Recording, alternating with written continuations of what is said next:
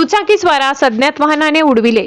धुळे सुरत राष्ट्रीय महामार्गावर मृत्यूचा सापळा सुरू। महामार्ग बनला रक्तरंजित। धुळे सुरत महामार्गावरील विसरवाडीजवळ अज्ञात वाहनाने एकास उडविल्याची दुर्दैवी घटना घडली।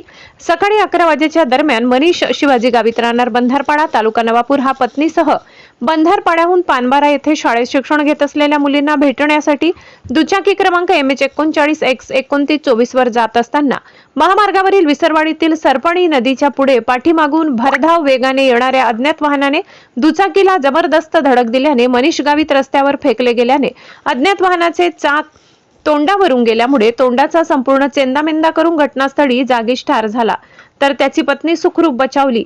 अपघात होताच वाहन चालक वाहन घेऊन पसार झाला। रस्त्यावर रक्ताचा सडा पडला। या घटनेची माहिती विसरवाडी पोलिसांना मिळताच घटनास्थळी सहाय्यक पोलीस निरीक्षक नरेंद्र साबळे, पोलीस चालक राजू कोकणी, प्रकाश हिरे त्वरित दाखल झाले।